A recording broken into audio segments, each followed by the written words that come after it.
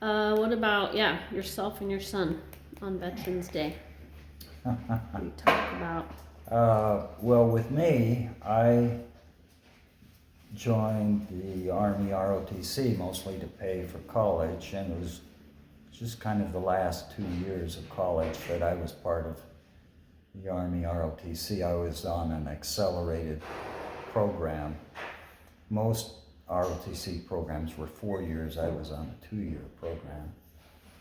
And so I would go up and do my advanced ROTC camp at at Fort Lewis, Washington. That's in between Olympia and Tacoma, Washington. And this was after you're married and had like 2 kids, right? Right. So I went through that program and I was commissioned as second lieutenant. And then I was under orders, right after graduating from college, I was under orders to go to Fort Benjamin Harrison, Indiana. That's right near Indianapolis. Yeah. And so we had our little bug. Same one from Aunt Dina. We had our little bug, and we packed that thing up. The roof, it must have been 3 feet high on the roof, you know. Well, yeah, with 2 car seats, I can only imagine taking 2 babies and yeah, you and Cindy were there in the I back think I was seat. just born not that long before that. Yeah, you were pretty young on that trip back to Indianapolis. And so we got there, and the Army put us up. We were going to be there for like 3-4 months. Ended up being 4 months. But the Army put us up in downtown Indianapolis in this hotel called the Murat Hotel. And we were on the 7th floor, and a lot of times that elevator didn't work. I mean, this was a really old hotel. It was pretty pathetic that they would put us up there. But you know, we're from Salt Lake, hardly even seen a black person. But this is black people. There are no white people. Mm-hmm. And, you know, we went, when we first got there, we said, well, we saw a store right next to the hotel. We'll go pick up a few things. And so we went in that store, and everyone in the store was black. They just stopped what they were doing, and they just looked at us. And I thought, this must be what a black man in downtown Salt Lake feels like, you know, that people just stop and stare. Mm-hmm. And so that was kind of a good experience for us to have that. Be the other side. So you were there for 3 months? 4 months. 4 months. The training was 3 months. I went there to do my officer basic. And when you do your officer basic, they have you, well, at least they had me do kind of everything hands-on. It was kind of infantry training in a way, even though I was there for the Adjutant General Corps. They had us do a lot of infantry training. So you would get yelled at and told to run and push-ups. You had to pass a PT test. You would throw live hand grenades. You would fire the M60 machine gun. You would show them that you were proficient in the M16, which is the weapon most infantry carry. You would drive it. I drove a tank. I drove a big 2.5 truck. I mean, they have you hands-on. I set up a Claymore mine. They have you, and then they test you at the end. I mean, you have to pass a skills test.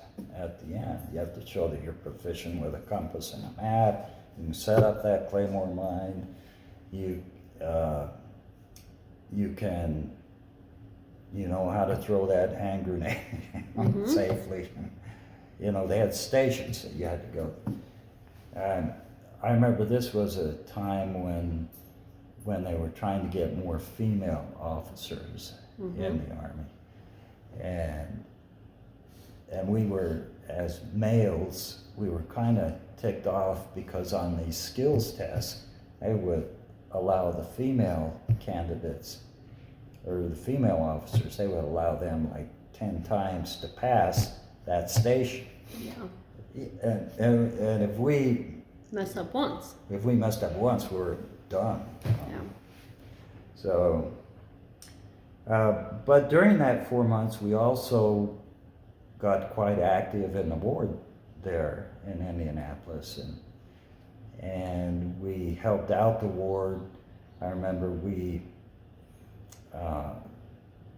this was when wards had to raise money for their ward budgets. And so we signed up with the ward to do their project, and their project was, their big fundraiser was to be guinea pigs for Eli Lilly and Company.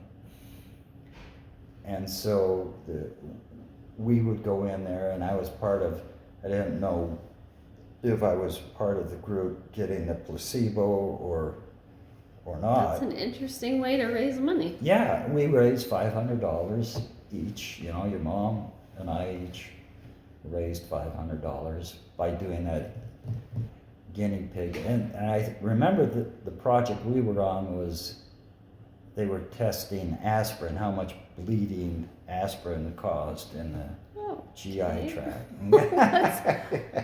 That you were getting the placebo. Yeah. So it was kind of fun. An interesting way to raise money. And my best friend during this time was a black guy named Albert, and we'd go out to dinner with him. Did he have a family? Yeah, he had a wife there. Okay, that's cool. Was he from there, or was he just there for the training? I think he was from the South, you know, like Georgia, Alabama. Cool. Any other, for you, military, you did that, and you probably had to do monthly. I did that, and then I came back to Salt Lake. I was part of 2 units at Fort Douglas, the 244th Personnel Services Company, which is an adjutant general company. We process the awards and when someone is promoted, we process the promotions. So it was kind of an HR kind of role, if you will, for the Army. But we'd go up, we'd meet monthly, but we'd go up for a 2-week summer camp up to Fort Lewis, Washington, or Fort Ord, California, places like that for our 2 weeks.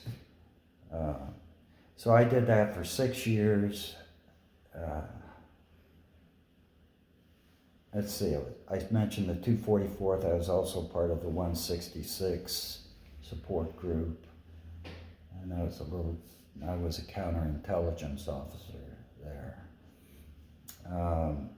But I finished I did it for 6 years. I finished as a captain. I would have done it longer, but it was, work. My real job was becoming very taxing. And literally. Well, I don't know if you were there yet. No, I wasn't there yet. I was at Northwest Pipeline, and we were doing rape cases and stuff. So it was, that's kind of That's what you signed up for, was 6 years? I didn't sign, an officer doesn't have a term. Okay, so you could have left at... I could have left sooner than 6 years,